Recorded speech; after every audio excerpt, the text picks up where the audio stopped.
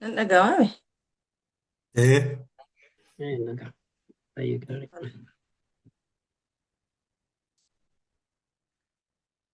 Baay'ee ulfaadhaa ga'a.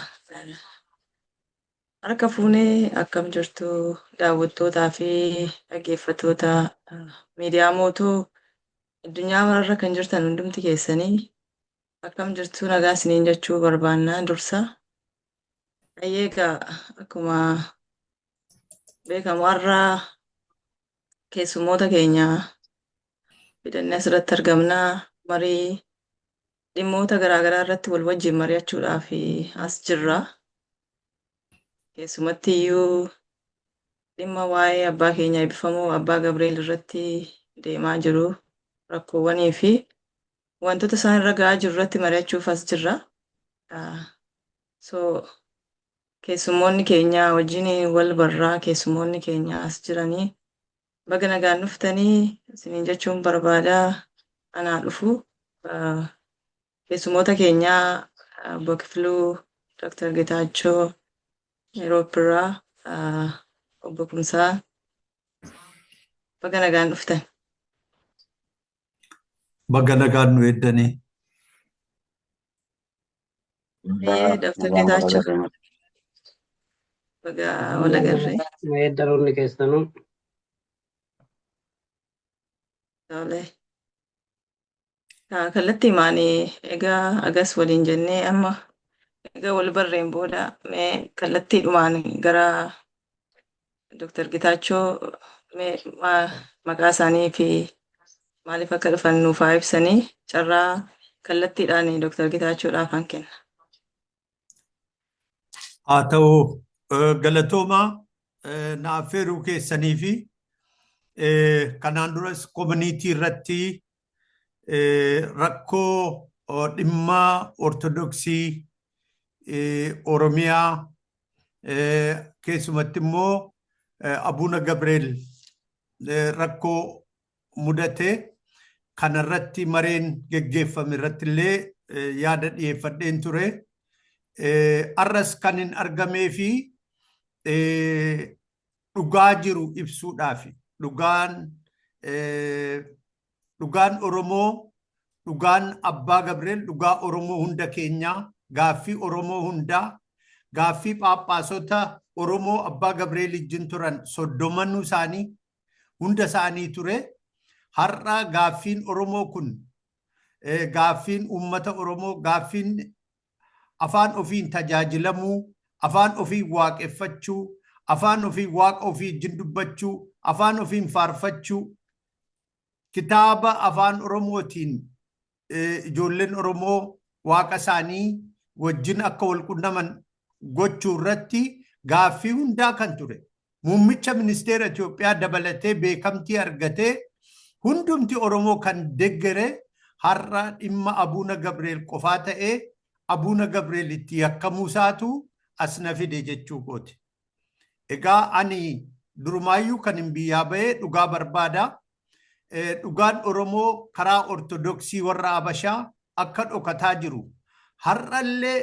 Har'allee Abuuna Gabreelin kan dararaa jiran yeroo sadaffaadhaaf hojii isaarraa waamanii bakka lallaba isaatii waamanii hojii malee mana kaa'anii amma immoo manaa fuudhanii yeroo sadaffaaf mana hidhaa keessatti dararuun kun Oromoo xiqqeessuu, Oromoo salphisuu, Oromoo tuffachuu, Oromoo miliyoona 80 tuffachuu. Kaayyoon har'a Abbaan Gabreel itti dhamaa ture itti dhamaa jiru kana itti rakkataa jiru kana kaayyoo Oromoo miliyoona 80ti jechuudha. Muslima dabalatee warra Pirotestaantii dabalatee isaantu gaafa sana manni wallooma Oromiyaa Ortodoksii Oromiyaa akka dhaabbatuuf warri maallaqa kenne warra amantaa adda addaa hordofanidha. Maaliif kennan yoo jettan Ortodoksii jaalala Ortodoksiif miti.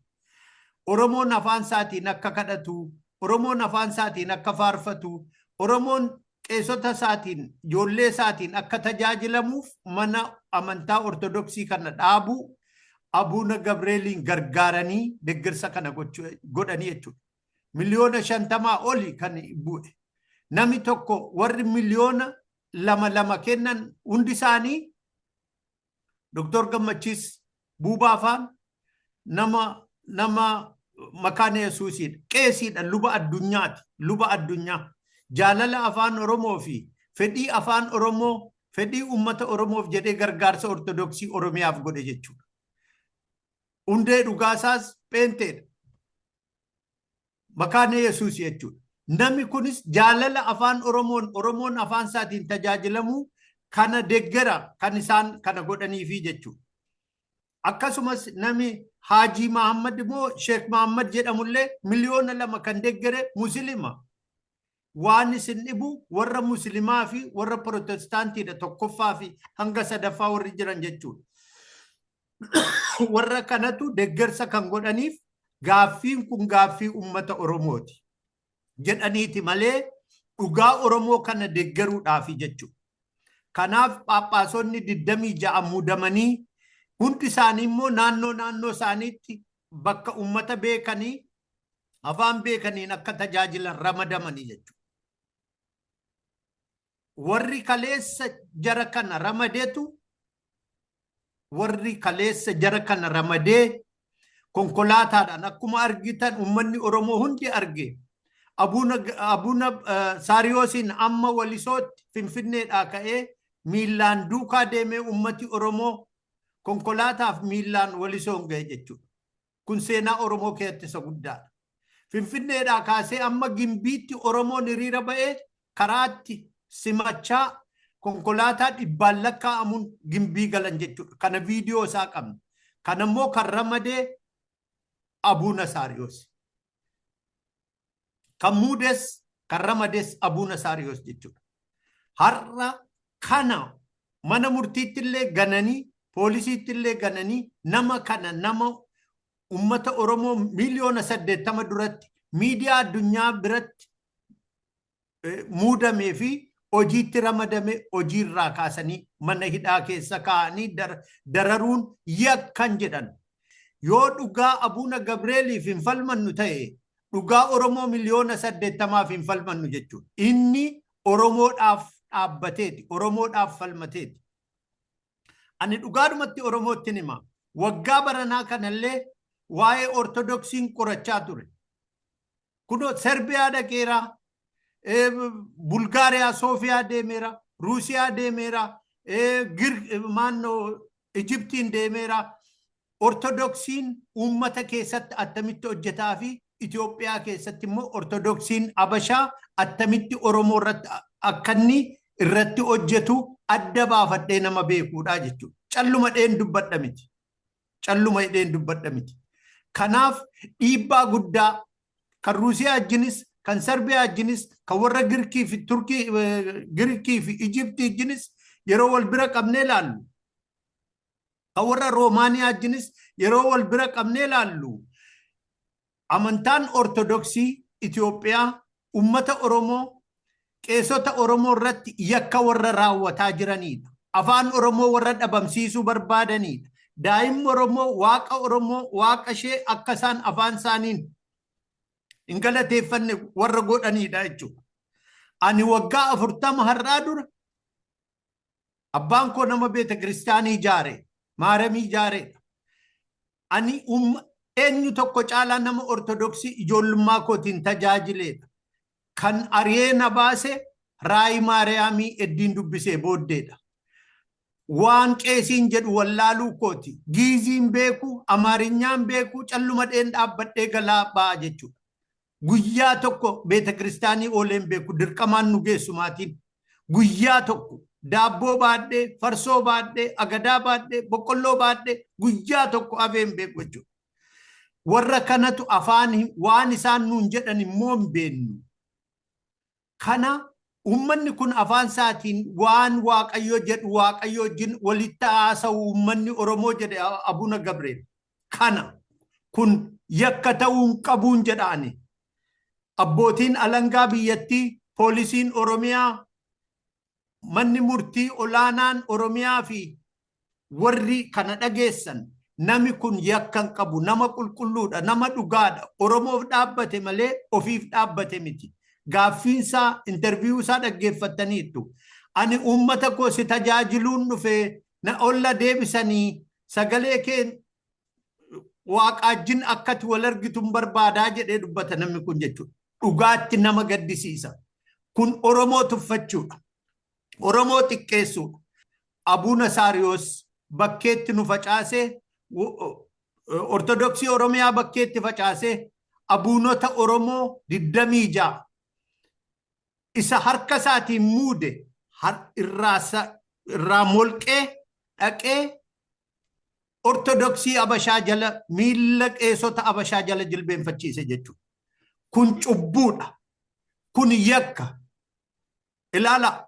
Namichi jara kana muude ummata Oromoo biratti ummata Oromoo salphisuudhaaf jecha Abashoota gammachiisuudhaaf jecha isaan sadanuu paappaasonni guddaan kun sadan dura Abashaatti galanii warra ofii muudan immoo fidanii jilbeenfachiisan jechuudha. Miilla Abashaa dhungachiisan jechuudha. Kun Oromoodhaaf salphina. Anaaf du'a naa wayya. Gannatti nattaafu. Ummanni ko akka kana salphachuur Abuuna Gabreelis kana jedhaa jira. Jiruuf jireenyi nutti haafu. Kabajaan lafarraa nutti haafu. Ummata keenya salphifnee kabajaan argannu mindaan argannu nutti haafu. Dhugaafa dhaabbannuudha. Kun immoo gaaffii Oromooti kan isaan didaa jiran. Kun immoo cubbuudhaa jechuudha. Egaa Abuuna Gabreel waan baay'ee hubateera. Nama barateedha. Waan beeta kiristaanii keessatti Oromoo xureessu hunda mormaa ture. Kanaaf warri Abashaa garaatti jabaatan. Dura dhaabbate. Raayii Maaramii fi kitaabonni kana fakkaata warri Oromoo xureessanii. Kuni tajaajilarraa ba'ee kan dhugaatti hafuura Waaqayyoo qabu. Waa'ee Waaqayyoo kan ibsu ummata barachuu qabaa. Ummati Oromoo Raayii Maariyaamii dhungatuu hin qabu. Raayii Maaramiitti carqii maranii nu dhungachiisu. Kuni cubbuudha. Yakka. Kitaaba na abaaru. Kitaaba na xiqqeessu. Kitaaba Oromoo xiqqeessu. Kitaaba dubartii Oromoo xiqqeessu dhungachuu hin qabnudha. Kana qofaa miti. Falmiin Abuuna Gabreel. Paappaasota Oromoo warra muudaman Naqamteetti, Arsiitti, Gimbiitti, maalitti warra muudaman, Lubbaaboritti, Asoosaatti warra muudaman hunda guuranii manatti gashanii namicha tokkicha Abuuna Rufaa'el nama jedhamu lallabaa kutaa 7 godhanii jechuudha. Oromiyaa guutuu namni tokkichi akka hoogganu godhanii jechuudha. Kana jechuun bizinesii nama dhuunfaa fi maallaqa akka inni argatu bizinesii akka inni hojjetu jechuudha malee Oromoodhaaf tajaajila Oromoodhaaf abbaa ta'a jechuudha miti. Abuuna Gabreel yakkamaa miti. Kana ummanni Oromoo hundi akka beekun barbaada. Anni nama gaaffii inni itti yakkamaa jirutu gaaffii dhuunfaa isaatii miti. Yakka addatti godhe hin qabu. Mootummaa kana namni deeggaru Abuuna Saariyoos caalaa namni deeggaru Abuuna Gabreel. Inna kana namni kun kan falmachaa jiru waa'ee afaan Oromooti. Waa'ee Oromummaati. Kanaafi dhugaan kun dhokachuu hin qabu.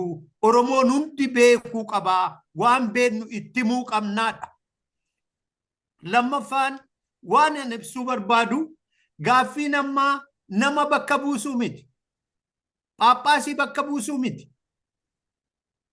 Abuuna Gabreel kaasanii Abuuna Badhaasaa kaa'uu miti. Gaaffiitu gaaffii amantaan Oromoo sirni Oromoo jiraachuu qabaa. Inni ijaarame ummanni Oromoo itti amane diigamuu hin qabu. Sirna Abashaa jalatti galuu hin qabu. Gaaffiin keenya. Inni sadaffaan Oromoon paappaasonni Amaaraa biyya Goojjaam ofii isaanii wal muudanii kunoo hangarraa paappaasii ta'anii jiru. Oromoon hunduu kan hubachuu qabu. Biyya Tigraayitti paappaasonni Tigraay wal muudanii ummata isaanii tajaajilaa jiru. Namni isaanitti dubbatan jiru. Warra Goojjaamittis warra Tigraayittis. Biyya Ameerikaa bara dargiidhaa kaasanii paappaasonni Amaaraa biyya Ameerikaatti wal muudaa turan. warri Abiyyi irratti duulaa jiran kuni warra ofiisaanin biyya Ameerikaatti wal muudeedha. Warra akka abbaa Abuna Phexros faa. Warri kunis hin tuqamne. Maaliif Phaaphaasonni Oromoo qofaan molqaman? Kun yakka. Maal inni seera amantaa cabsuun? Qeesiin Phaaphaasiin ala lama muudamu.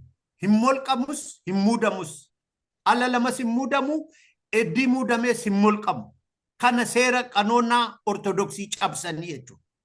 Kanaafi nuti kan falmaa jirru yoo Oromoon tokko Gimbii dhaqe dubbiin xumuramee jechuu miti. Miti kana miti. Oromoon tokko Naqamtee yoo dhaqe dubbiin xumuramee miti. Nuti bu'uura jijjiiramaa barbaanna. Afaan Oromootiin tajaajila qeesonni Oromoo bakka hundaa tajaajiluu qabu. Afaan Oromootiin. Kana booddee sirna Abashaa jalatti ortodoksii Abashaa kan lafa Oromoo saame. Waggaa 160 lafa Oromoo saame. Harka 100 keessaa 25 kan Oromoo irraa gibira guuraa ba'e. Kan lafa Oromoo irra dhufee qubatee lafa Oromoo awwaalchaaf nu dhowwate. Awwaalchaaf kaffalleetu awwaalamaa turre. Lafa keenya irratti jechuudha.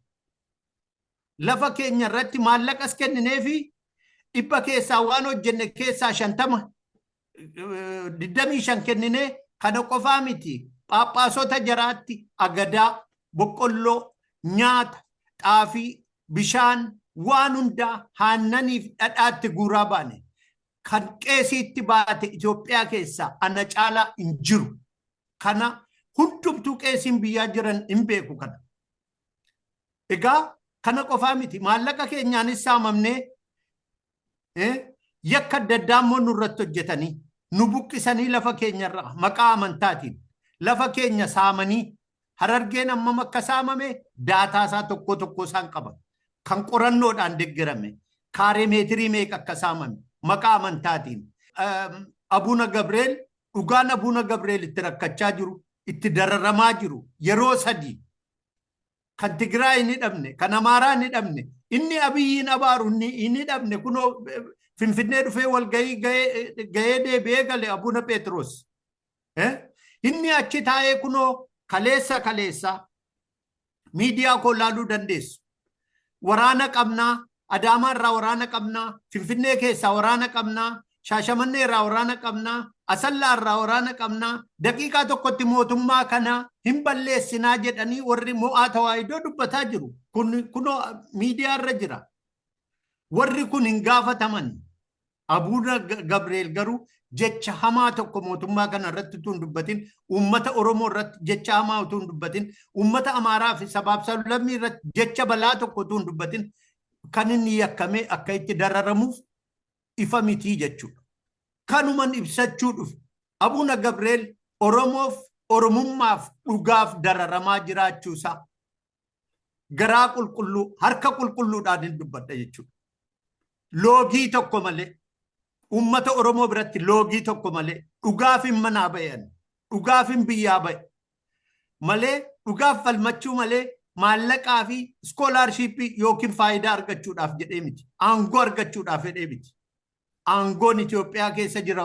Raabaa Dooriin meeqatu biyyatti galee ministeera ta'e. Fi dhugaa Oromoon hundi akka hubatu, abbaan seeraa Oromoo akka hubatu,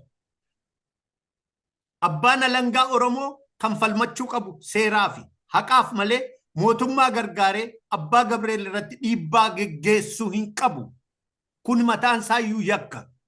Araarsaa Mardaasaa nageenya Oromiyaa eega malee yakka meeqa utuu geggeeffamu yakka meeqa dhiisee Abuna Gabreeliin obboleessi Araarsaa Mardaasaa mirga maalii godhateeti mana murtii dhaqee kana 7 itti dabala beellama itti dheereffadhaa kan jedhee ajaja mana murtiitti dabalu.